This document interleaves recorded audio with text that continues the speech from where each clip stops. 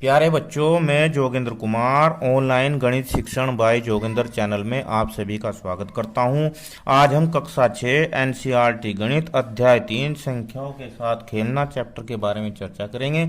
इस चैप्टर की ये वीडियो का पार्ट 5 है। इससे पहले 4 पार्ट बन चुके हैं। यदि आपने वे नहीं देखे हैं तो प्लीज़ उन्हें देख लेना, और यदि आपने अभी तक हमारे चैनल को सब्सक्राइब नहीं किया तो उसे कर लेना। बेल आइकन के बटन को दबा देना ताकि हम जब भी नई वीडियो डाले उसका नोटिफिकेशन आप तक पहुंच चुके और आप उस वीडियो का पूरा लाभ ले सके।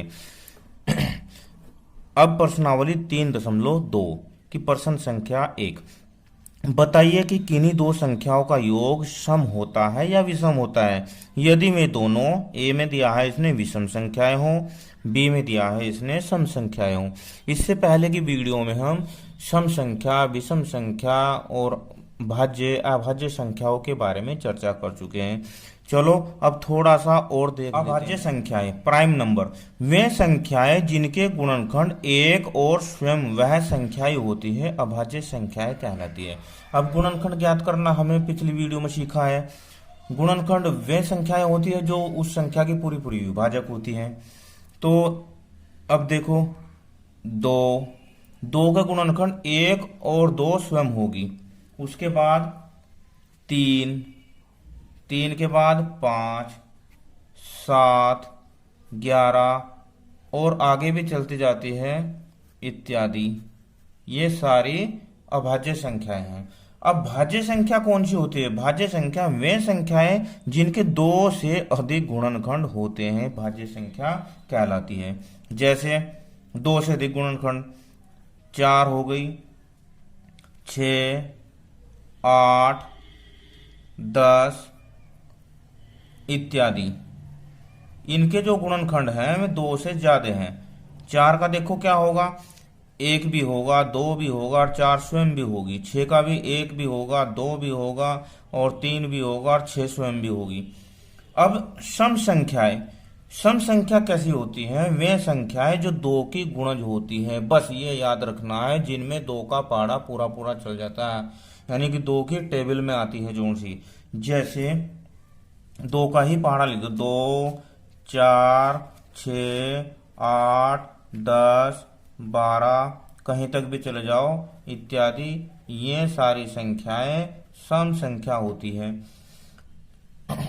अब विषम संख्या, विषम संख्याएं वे संख्याएं होती है जो 2 की गुणज नहीं होती, 2 की गुणज नहीं होती, विषम संख्या कहलाती हैं।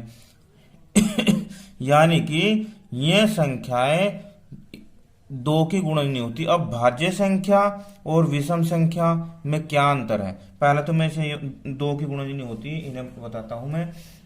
1, 3, 5, 7, 9, 11, 13, 15 इत्यादि। अब देखो, इसमें और इसमें यानी कि भाज्य संख्या में और विषम संख्या में सिर्फ ये अंतर है कि भाज्य संख्या के गुणनखंड 1 से ज्यादा होते हैं, 1 से ज्यादा यानी कि 2 से ज्यादा गुणनखंड भाज्य संख्याओं के होते हैं। विषम संख्याओं के गुणनखंड भी 2 से ज्यादा हो सकते हैं, लेकिन ये संख्याएं 2 से भाज्य हो सकती हैं। बिल्कुल, ये संख्याएं बिल्कुल 2 से भाज्य नहीं होती, 2 की गुणज नहीं होती। अब इधर देखो, ध्यान रखना, एक बात आपको ध्यान रखनी है। एक देखो, एक न तो अभाज्य संख्या होती है और न ही भाज्य संख्या होती है। एक ना तो भाज्य संख्या होती है न अभाज्य संख्या होती है, लेकिन विषम संख्या होती है। अब प्रश्न नंबर 1 को देखते हैं। उसने कहा कि 2 संख्याओं का योग सम होता है यदि वे विषम संख्याएं हों या सम संख्याएं हों। यानी कि सम होता है या विषम होता है। अब चलो देख लेते हैं। विषम संख्याएं ले लो 2। पहले तो विषम संख्याएं 1, 3, 5, 7, 9, 11 कहीं तक भी। तो इनमें 2 संख्याएं ले लेते हैं। अगर मैं 1 प्लस 3 लेता हूं तो ये होगा 4, 3 प्लस 5 लेता हूं तो ये होगा 8। अब आप देख रहे होंगे कि 2 क्या है, सम संख्या, 8 क्या है, ये भी सम संख्या है। तो हम लिख सकते हैं विषम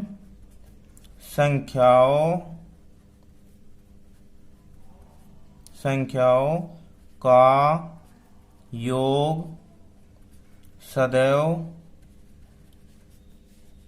सम होता है। क्या होता है? सम होता है। जैसे में आप इनमें से कोई भी ले सकते हैं। चलो 3 प्लस 5 बराबर 8, या 1 प्लस 3 बराबर 4। इसके बाद बी देखते हैं। बी में क्या उन सम संख्याओं, कैसी हो? सम संख्या। अभी सम संख्या कौन सी होती है? 2, 4, 6, 8, 10। 2 की गुणज। किसकी गुणज? 2 की गुणज।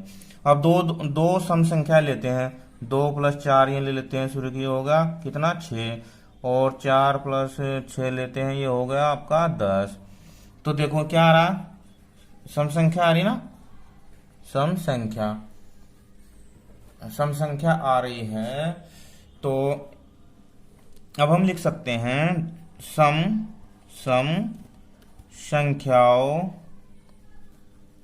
संख्याओं का योग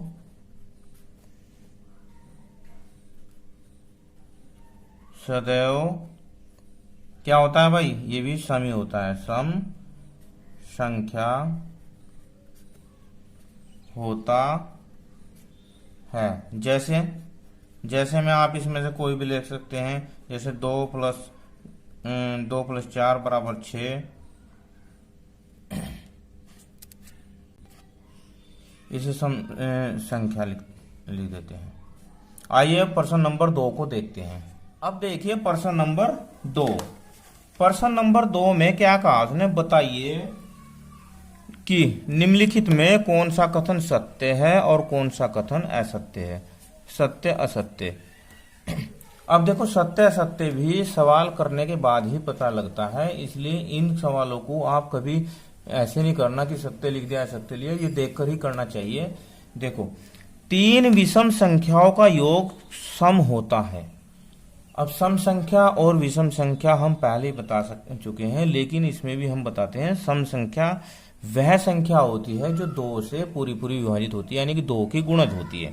और विषम संख्याएं वे संख्या होती हैं जो 2 से विभाजित नहीं होती। 2 से विभाजित नहीं होती। अब 3 कहा सुनो? 3। अब देखो 1, 3, 5, 7, 9, 11 ये सारी विषम संख्याएं हैं। अब इनमें से कोई मैं 3 ले लेता हूं। चलो पहली 3 ले लेता हूं। 1 प्लस 3 प्लस 5। अगर जोड़ा इनका योग किया तो 3, 1 और 3 5 और 5, यानी कि 1 और 3 4 और 5 9। क्या आया? 9। कितना आया? 9।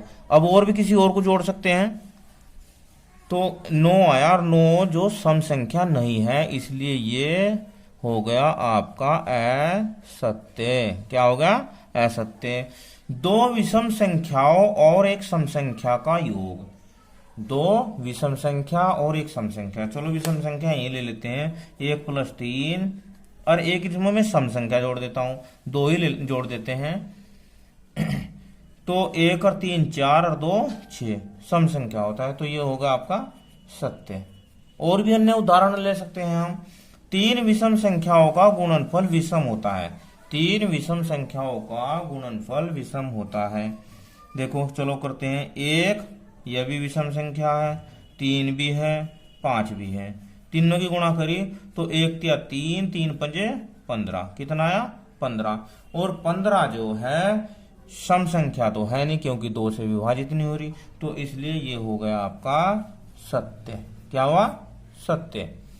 इसके बाद यदि किसी सम संख्या को 2 से भाग दिया जाए तो भागफल सदैव विषम होता है। सम संख्या होगी 2, 4, 6, 8, 10 आगे तक जाती है, जो दो की गुणन होती है। तो इनमें से किसी भी संख्या को अगर मैं 2 से भाग देता हूं, मान लो 2 को ही देता हूं मैं 2 से भाग, तो क्या आएगा उत्तर 1। क्या आएगा उत्तर 1। और 4 को देता हूं मैं 2 से भाग, तो क्या आएगा उत्तर 2। तो ये तो विषम हो गया और ये सम हो गया। तो उसने कहा भागफल सदैव विषम होता है। तो भागफल सदैव विषम होता है ऐसा तो कोई जरूरी नहीं है, इसलिए ये हो गया क्या होगा ये असत्य। ई सभी अभाज्य संख्याएं विषम होती हैं। सभी अभाज्य संख्याएं विषम होती है। अब अभाज्य संख्या कौन सी होती है? जिनके गुणनखंड 2 ही होते हैं, या तो वह खुद या 1। अब देखो 2 सबसे छोटी अभाज्य संख्या है 2। उसके बाद जो हो अभाज्य संख्या 3 हो गई, 5 हो गई, 7 हो गई, 11 हो गई। तो उसने कहा सारी विषम होती है, सारी विषम होती है। अब ये तो 2 से भाग नहीं होने की, ये भी विषम संख्या, ये भी विषम संख्या, ये भी है, ये भी है, पर 2 तो नहीं है। 2 तो 2 से भाग हो रही थी, 2 तो एक सम संख्या है, ये 2 तो एक सम संख्या है। तो ये हो गया आपका असत्य। क्या हो गया? असत्य। और हाँ, एक और बात याद रखनी है कि 2 सबसे छोटी सम अभाज्य संख्या भी होती है। अभाज्य संख्याओं के कोई गुणनखंड नहीं होते। अभाज्य संख्याओं के कोई गुणनखंड नहीं होते जी नहीं। अभाज्य संख्याओं के 2 गुणनखंड होते हैं, एक तो 1 और एक वह स्वयं। इसलिए ये भी असत्य, यह भी असत्य। 2 अभाज्य संख्याओं का योग सदैव सम होता है। 2 अभाज्य संख्याओं का योग सदैव सम होता है। अब अभाज्य संख्या ले लो, चलो इनमें से ही ले लो 2 अभाज्य। तो अगर हम लेते हैं 2 और 3 5, क्या आता है? 2 और 3 5। अब 5 तो सम नहीं है। हाँ, 3 और 5 लेते हैं तो 8 आता है, तो सम है। 5 और 7 लेते हैं तो 12 आता है, तो सम है। लेकिन 2 और 3 अगर लेते हैं तो 5 आता है, जो सम नहीं है। तो ये भी असत्य, यह भी असत्य। केवल 2 ही एक सम अभाज्य संख्या है। बिल्कुल सत्य, बिल्कुल सत्य। और ये सबसे छोटी सम अभाज्य संख्या भी है 2। सभी सम संख्याएं भाज्य संख्याएं हैं। सभी सम संख्याएं भाज्य संख्याएं हैं। ये देखो सभी सम संख्याएं किसे बोलते हैं? 2, 4, 6, 8 आगे तक, अनंत तक। और भाज्य संख्या किसे बोलते हैं? भाज्य संख्या उनके 2 से ज्यादा गुणनखंड होते हैं। लेकिन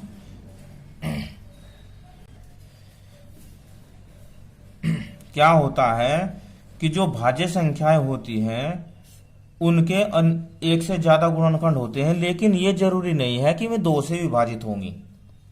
लेकिन ये जरूरी नहीं है कि वे 2 से ही विभाजित होंगी, में किसी और अन्य संख्या से विभाजित हो सकती है। इसलिए ये असत्य है। 2 सम संख्याओं का गुणनफल सदैव सम होता है। 2 सम संख्याएं ले लो, चलो इनकी करते हैं। 2 गुणा 4 कितना आया? 8। इसकी करते हैं 4 गुणा 6 बराबर 4 छक 24। तो ये भी सम आ रहा है, ये भी सम आ रहा है, तो इसलिए ये भी सत्य है। इस प्रकार आज की इस वीडियो में हमने प्रश्नावली 3.2 के प्रश्न संख्या 1 व 2 को हल किया। वीडियो अच्छी लगी तो मुझे कमेंट में जरूर बताना। Thank you, have a nice day.